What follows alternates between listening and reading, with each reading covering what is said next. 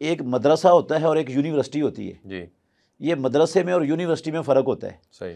مدرسوں میں ہمارے پاکستان کے اندر کتب پڑھائی جاتی ہیں، جی جبکہ یونیورسٹیوں کے اندر کتب نہیں پڑھائی جاتی، کتب صرف نمونے کے طور پر رکھی ہوتی ہیں، صحیح. اور وہاں پر اساتذہ وہ بہت زیادہ مواد اکٹھا کر کے لیکچر تیار کرتے ہیں، صحیح. اور وہ لیکچروں کی شکل میں صورت میں وہ پڑھایا جاتا ہے، اور پھر بچوں کی صلاحیتوں کو اجاگر کرنے کے لیے ان سے بہت زیادہ کام بھی کروایا جاتا ہے، بحثیں لکھوائی جاتی ہیں، صحیح.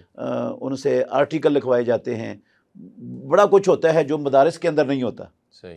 اور پھر یہ مقارن فقہ، ہمارے ہاں تو چونکہ حنفیوں کی اکثریت ہے جی تو جی فقہ حنفی ہی ہم پڑھتے ہیں، لیکن وہاں فقہ مقارن مالکیوں کی فقہ، شافیوں جی کی، جی حنبلیوں کی، اور سنت کی جو فقہ پر لکھی ہوئی کتابیں ہیں جی جی وہ ماشاءاللہ ساری مقارنے کے ساتھ جو ہے نا وہ پڑھائی جاتی تھیں.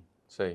تو جس سے پتہ چلتا ہے کہ ہر جو ہے نا فقیہ کے قول کے پیچھے اس کی دلیل کیا ہے، جی جی وجہ کیا ہے، استدلال اس نے کہاں سے کیا ہے، جی اور اس استدلال کی کیا قوت اور کیا حیثیت ہے. جی جی تو اس میں بندے کو جو ہے نا کتاب و سنت کے جو سب سے قریب ترین چیز ہے نا وہ معلوم ہو جاتی ہے، یہ صحیح.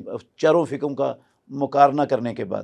صحیح. تو یہ وہاں پر وہ اس طرح کی مدینہ یونیورسٹی کے اندر انداز تھا تعلیم کا جو یہاں پر مدارس میں نہیں تھا. صحیح. یہ بات ٹھیک ہے کہ ہمارے مدارس میں الحمدللہ حدیث پر بہت زیادہ عبور بچوں کو کروا دیا جاتا جی ہے، جی اس میں کوئی شک نہیں ہے. جی لیکن یونیورسٹی وہ اپنا ماحول اس کا ہوتا ہے. جی جی جی پھر وہاں پر تقریباً کوئی دنیا کے 150 ممالک کے طالب علم تھے صحیح. جو مدینہ یونیورسٹی میں پڑھتے تھے.